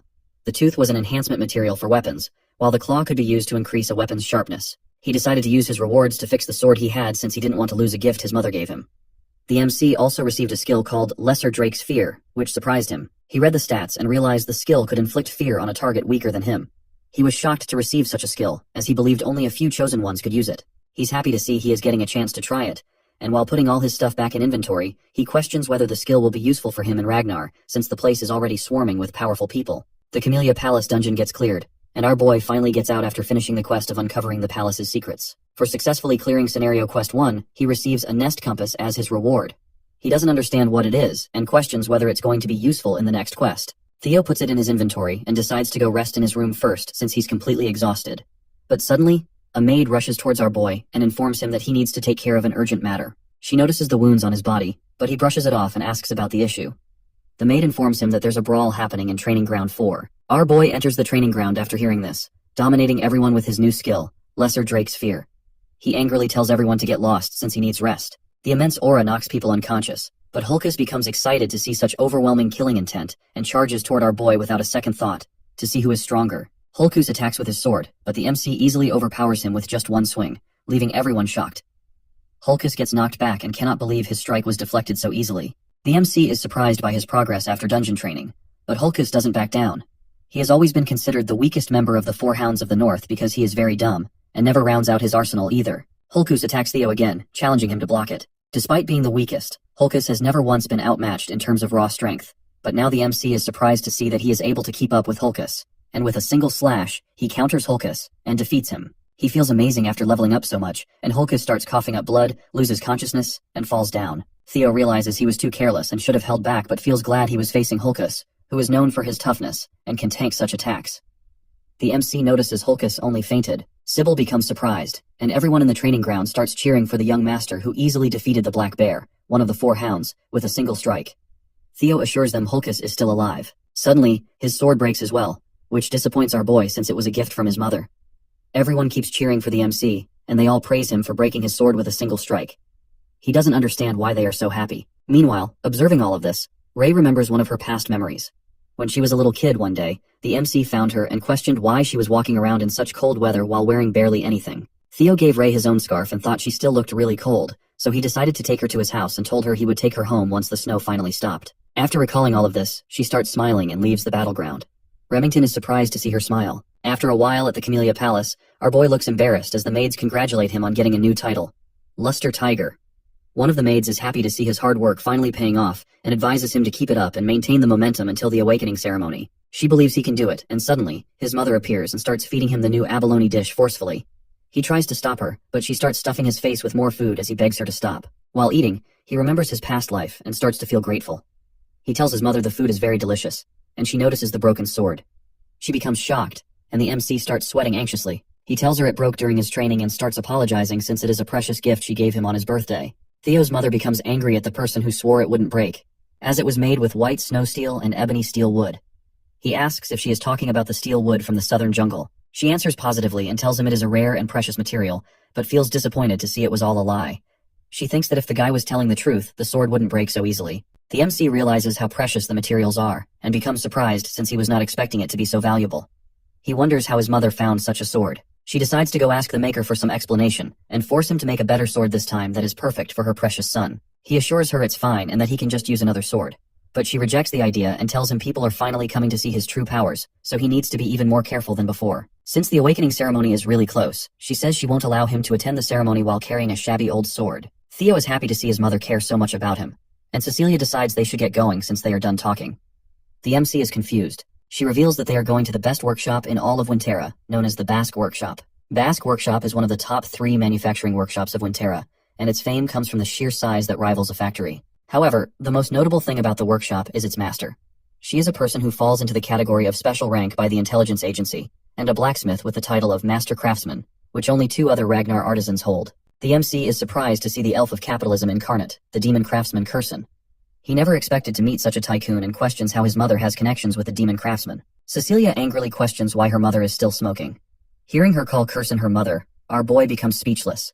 Kurson tells Cecilia not to address her as mother since their relationship is not that of a parent and child. On the day Cecilia decided to run away, Theo was told his mother is an orphan with no family in the world, but is surprised to see she is the daughter of the high elf Kurson. He realizes that the reason he looks so handsome is that he is also a quarter elf. Kurson asks why Cecilia unexpectedly decided to visit her. Theo's mom throws back the sword and tells her it is a defective product. Kurson doesn't believe her and becomes mad hearing her daughter call it a defective sword, even though she forged it herself. Kurson pulls out the sword and realizes it's broken. Cecilia questions if that's not a defective product, and Kurson becomes speechless. The high elf asks who the wielder is. Cecilia tells her Theo is the wielder of the sword. Kurson asks if it's the kid behind her, and she tells her mother to watch her mouth because the MC is a genius who will one day reign over Ragnar from here on. Theo introduces himself to the high elf, and expresses his gratitude for being able to see the renowned master of Basque Workshop. Kurson remembers him, and praises Cecilia for raising such a child. Kurson asks if he is the only one who used the sword, and the MC answers positively. Cecilia thinks the sword is defective, but Kurson becomes surprised, and realizes it's going to be a long conversation. So she invites them inside. As they all walk in, the MC asks if his mother is related to the demon craftsman. She says he is right, and he becomes curious if Kurson is her real mother. Cecilia tells him he wouldn't know since she didn't speak much about it. But even though it was for a short period, Kurson took her in as a foster mother. Cecilia shares that her mother loves anything she finds beautiful, whether it is music, jewels, theater, or even people. She says that is the reason Kurson took her in as a foster child. Kurson tells them to stop talking about the past, calling it pointless. Cecilia thinks she is lying, and her son asks how she ended up getting out of this place. Kurson reveals that Cecilia left because of her desire to marry the Ragnar clan's leader. Kurson never expected her daughter to willingly go to such a miserable place, and is surprised she has survived for so long. Cecilia says she couldn't resist the manliness and handsomeness of the clan leader, who loved her dearly. Kurson is disappointed that despite running away from home, she came back last year and started begging Kurson to forge a sword to give Theo. Kurson calls her shameless, but Cecilia becomes annoyed to hear her say such things in front of her son. They both start arguing, and the MC smiles, as he has never seen his mother talk like this. He remembers that in his past life, he never tried to learn anything about his mother, and was an extremely ungrateful son. He questions if he was just too obsessed with the clan, and notices that Kurson cares a lot about his mother as well. He wonders why she didn't do anything in his past life. They finally reach their destination, and Kurson shares that this is the room she lives in. Cecilia asks why her mother brought them so far inside, and demands her to make the best sword for Theo to make up for it. Kurson suddenly tells Cecilia to wait outside as she grabs Theo and quickly closes the door, leaving Cecilia outside. Inside her room, Kurson completely ignores Cecilia calling her, and decides to get straight to the point. She asks if the MC has the relic of the primordial dragon. Our boy becomes confused and questions if she is talking about the ancestor of the guardian dragon that protects the clan. He shares that he has heard about the legend that treasure has been distributed across Winterra for the descendants of the Ragnar clan. She makes it clear that it's not a legend and questions if he really doesn't have any relic. Kurson starts to tear up and becomes frustrated, wondering how he was able to destroy her sword, even though she poured her heart and soul into forging it. She doesn't believe the sword can break against anything other than a relic and questions if our boy has any idea how precious the sword was.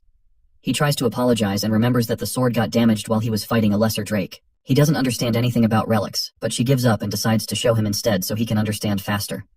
She shows him a casket that's completely sealed with chains and asks if he notices something. The MC starts to see the blue glow and questions if it is a quest after recognizing it as the same glow he saw from the door of the dungeon in the palace. Kurson shares that she doesn't see anything but believes he was able to notice something judging from his actions. She starts dragging the casket and tells him she has tried many times to open the sealed casket and obtain the item inside, but she always fails.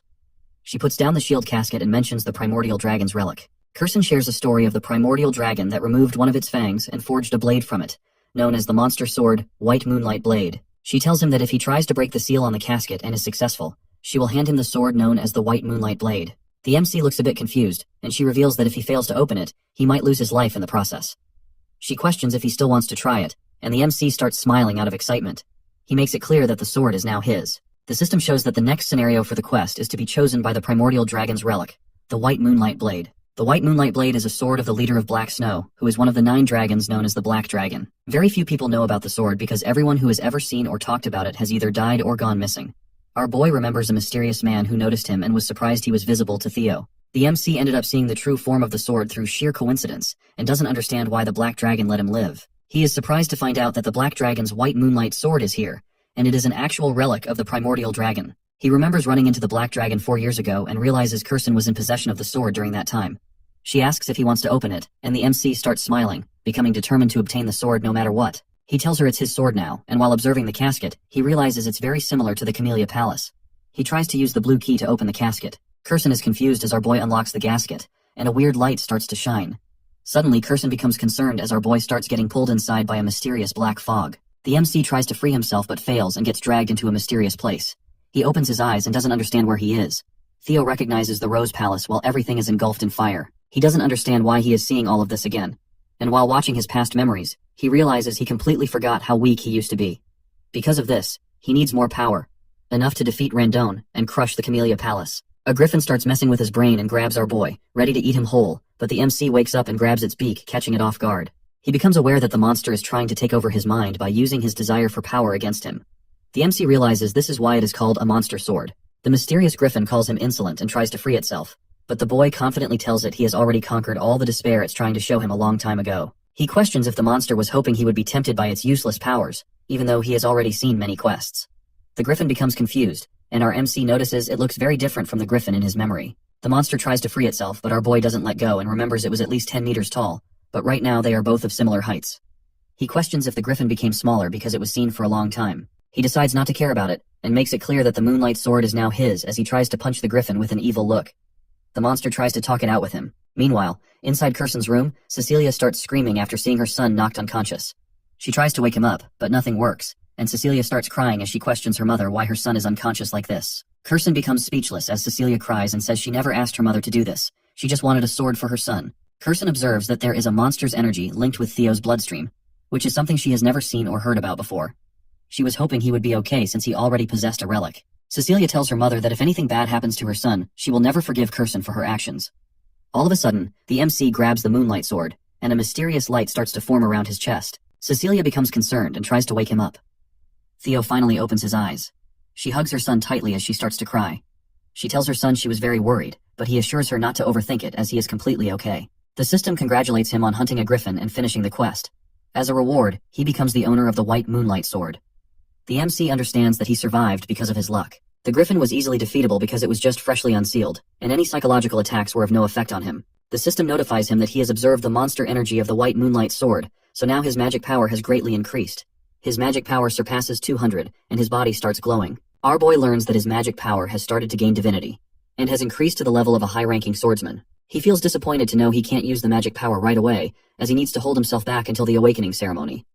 Kirsten expresses how surprised she was and congratulates him on succeeding. He questions if she is going to keep her promise, and she assures him that elves do not lie. He notices the sword is being rebellious, and questions if the sword still hasn't acknowledged him as its master. He becomes a bit anxious, but the elf assures him the sword is acting this way after being trapped for 400 years. She says since the sword is finally out in the world, it wants to release all the pent-up frustration. Kirsten suggests he can try taking a swing at the wall with all he has. He questions if it will be okay, but she starts mocking him and thinks he is worrying for no reason because, even if it is the legendary sword, a swing from a brat like him who is inexperienced and hasn't even had his awakening ceremony can't damage the Basque workshop. He becomes unnerved to hear this and decides to give it a try. Our boy understands that he can hide his dragon heart whenever he wants, so this is a nice opportunity for him to test out the new legendary sword he just received. He walks toward the wall and tries using all of his magic power.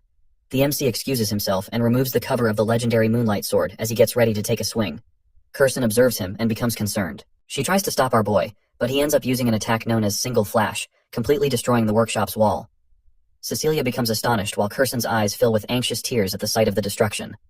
Contrary to what Kirsten thought, my guy literally split the building wall in half with just one swing of his sword, and he was not even aiming to destroy the wall. Kirsten couldn't help but sink into despair at yet another costly loss from our boy, especially after the sword he had just broken. Even Theo thinks this is seriously overkill, and he's already running on empty because that sword drained all his magic to pull off that devastating slash. Right at that moment, Kirsten starts giving him some mana, and she dashed towards him so quickly that he didn't even notice when she reached him. She's startled to see he really has no control over his magic at all. Whatever the case, after looking at this massive crack in the 10-foot thick wall, she's sure this lad is an absolute genius. She starts to feel kind of proud to have a grandson like him, and I can see those dollar signs in her eyes, which clearly show that her greedy mind is cooking up something juicy to profit off our boy. She puts her hand on him and tells him she'll be his patron from now on, and all he has to do is spread his wings and show the world his skills. Well, there you go. She's literally using him as a walking talking billboard for her workshop, and Theo can clearly see the glint in her eyes. He bluntly tells her he can see those dollar signs shining right back at him. As the night deepens, Theo and his mother prepare to leave Bask's workshop. After exchanging their last goodbyes, they part ways.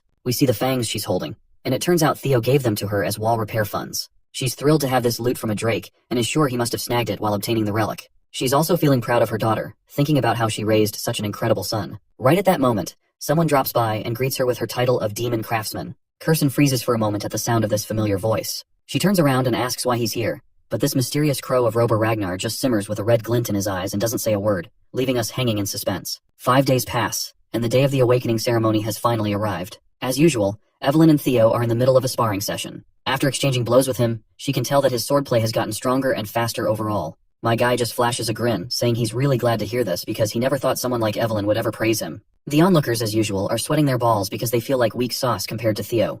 You see, it's been half a year since Theo began to change, and Evelyn is amazed that he's already grown strong enough to push her back. If he awakens his magic today, it'll be the birth of a monster. After they spar for a while, the lady gives him props, saying he's done a great job, and that he might even aim to become the valedictorian of the awakening ceremony, and her prayers are with him. Theo flashes a big smirk back at her, thanking her for her kind words. He says that if he becomes valedictorian, he'll mention her name during his speech in front of everyone. Of course, Evelyn gives him this worn-out look, wondering if that's even necessary, while his fellows come over, excitedly telling him to mention their names too. Theo couldn't help but feel a bit proud, thinking that being popular is such a drag, while Evelyn just gave him this creeped-out look, clearly thinking how he is getting way too full of himself. The scene then transitions to the central headquarters, where Theo makes his grand entrance, introducing himself to the guards as Theo Ragnar of Camellia Palace. Once inside, he notices the large crowd in attendance, as the awakening ceremony is the most important annual event for the Ragnar clan. Every participant is hoping to get good results, and as swordsmen of Ragnar, this is their first chance to be acknowledged and honored. With everyone from the Ragnar clan watching, including the clan head, Kyle Ragnar, the pressure is high. Even some big shots are present, like the 9 dragons and the former clan head from 2 generations ago, Hilda Ragnar. The more Theo looks at Hilda, the less she seems like someone who's 150 years old. Either way, he is relieved to see her attending again. The conductor then bangs a drum to grab everyone's attention. This guy is Vana Ragnar, the judge of the ceremony, and a Dragon Gate swordsman. He snaps everyone to attention and tells them it's time to begin the preliminary examination. The prelim involves grabbing a sword placed on the ground and leaving a mark on the steel wall on the platform. He reveals that the wall is forged with a mix of white snow steel, so ordinary steel blades won't even scratch it, but that changes if they channel their magic power into their attacks. To help with that, he decides to hand out Soma to everyone. This single Soma pill will provide the power of 10 years worth of magic, an elixir designed to help open their mana halls. He tells them to swallow the Soma, and focus on opening their mana hall in the Dantian, and only then will they be able to cut through the white snow steel wall with their swords. The depth of their cut will determine their results. Vahana screams out that from now on, the participants whose names he calls will have to step forward, grab a Soma, and get on the platform. The first participant is Theo Ragnar, and they tell him to come forth. Of course, my guy steps forward promptly, and as he's taking that pill, he reflects on how, in his past life, Axion was the valedictorian. He then grabs a sword and walks toward the white wall, determined that this time won't be like the past. As he does, a system window pops up with Scenario Quest 3, become the valedictorian of the awakening ceremony to clear the quest. We then cut to the 150-year-old Hilda asking Kyle if this boy is the one he mentioned before. Kyle responds positively, and asks if he has caught her attention too. Hilda replies that she's definitely curious after hearing so much about this boy, and wants to see for herself just how competent his descendant really is. My guy stretches his shoulder muscles, while he can't help but to feel nervous. The judge Vana promptly appears and reminds him to swallow the Soma. Theo promptly pops the pill into his mouth, reflecting on how in his past life, he had swallowed the Soma but was unable to control the mana, seriously injuring his Dantian. But this time, something like that won't happen. As soon as he swallows the pill, he feels a surge of power, and the mana begins to scatter around the area. Vana finds himself bewildered to see this brat causing a mana wave of this size. He's worried Theo might not be able to properly control it. You see, when someone swallows Soma, they need to handle it with care. In order for the mana hall to settle in the Dantian, the more talented Ragnars, who have loads of mana, need to be extra cautious. If not, they can end up disabled, and Vana is certain this brat is done for. But, as surprising as it is, my guy quickly stabilizes. Theo couldn't help but feel a rush of happiness, realizing he has both a dragon heart and a mana hall. It's almost a bit disheartening how easy it feels this time, unlike in his past life. But anyway, from now on, he's officially allowed to use mana, and he won't have to hold back the vast amount stored in his dragon heart. He prepares himself, leaps into the air, and just unleashes everything. A dragon manifests from his mana, soaring straight toward the wall. In a single flash, it hits the wall, creating a giant crack. Vana is left absolutely boggled, and he announces without a doubt that Theo Ragnar has passed. The spectators are equally bamboozled by such a display of power. A system window promptly pops up before Theo, announcing that the curse of bad luck that's been in effect has ended, and his fame is beginning to spread throughout the world. A genuine joy spreads across our boy's face because he's finally reached the same starting point as the others. The system further reveals that many people have taken an interest in his impressive performance. Osa Ragnar Plunus wishes to take him in as a disciple, while Julius Ragnar is discontent with the amount of attention focused on him. Meanwhile, Robert Ragnar remains cautious about him. And lastly, Hilda Ragnar shows interest as well. My guy is thrilled that not only the Black Dragon and the Sword Dragon are paying attention to him, but the fact that he's also caught Hilda's eye makes him especially happy. After all, she has the heart of Garuda. He thinks to himself how amazing it would be if he could just obtain that. The other contestants also try their luck with the white wall. One of them manages to leave only a tiny scratch, as thin as a hair. He cries out to see that he has a long way to go to even come closer to Master Theo. Ray Ragnar gives it a shot, and so does Hulkus Lanka and Remington Nacrio. They all do their best, but none come anywhere close to the massive cut my guy left in the wall. This poor guy is absolutely devastated that all 4 Hounds of the North had monstrous results, yet not a single one of them made a mark as great as the young Master Theo. It's finally Axion Ragnar's turn, and as he walks forward, people start murmuring among themselves. Some say that at this rate it's a contest between the Luster Tiger and the Dark Tiger, while others doubt even Axion can match that level. The fact that people are talking about Theo like this only angers Axion beyond belief. He strides toward the wall with his sword in hand, and once he swallows the Soma pill, he's fired up. The mana crackles around him, and out pops a giant red dragon that slashes directly at the wall. The sheer power of it leaves Vana utterly speechless because this is the first time he's been surprised so many times in one day. The crack in the wall is massive, and Vana promptly announces that Axion Ragnar has passed as well. The crowd goes absolutely bonkers because Axion's slash has left a crack just as big as Theo's. Now everyone is on edge, knowing that the precision grading will be the deciding factor in who comes out on top. As dusk begins to settle in, Vana announces that with this, the first stage of the awakening ceremony is officially over. This year, he's particularly satisfied to see so many people significantly increase their scores. He says that those who passed should prepare for the second stage of the awakening ceremony in 4 days. Finally, the rankings that everyone has been waiting for will be announced, including the valedictorian for the first stage of the awakening ceremony.